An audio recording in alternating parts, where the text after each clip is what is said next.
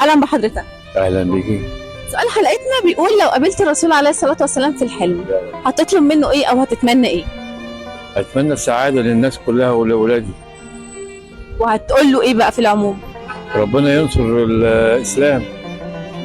والله هقول له ايه الحل في اللي احنا اللي فيه دوت، يعني ازاي نخرج من اللي احنا فيه دوت الامه كلها، يعني سبحان الله.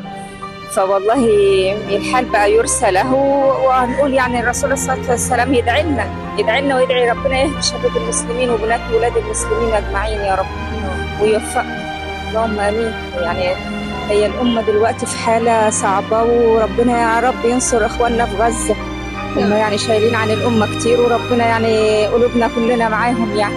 اتمنى اكون في جواره او اطلب منه ان انا اكون في جواره دعوه للجوار دي. اطلب من الرسول عليه الصلاه والسلام طبعا الشفاعه ان شاء الله بفضل الله في الاخره، عشان دخولنا الجنه بفضل الله. طب في امنية او في حاجة هتحب تفضفض معاه بيها؟ لا كتير طبعا اكيد لكن برضه لو هطلبه احنا طبعا بنسعى للاخره، فهطلب الشفاعه برضه ان احنا ندخل الجنه ان شاء الله.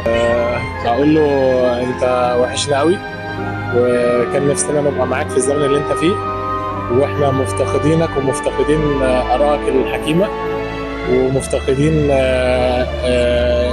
يعني حد يحل لنا المشاكل في الزمن اللي احنا فيه ده، واحنا بجد ضايعين من غيرك ومن غير تمسكنا بالاسلام، ومن غير حكمتك. وفعلا انت لو كنت موجود في زماننا ده كنت حليت مشاكل العالم وانت بتشرب كوب من القهوه يعني.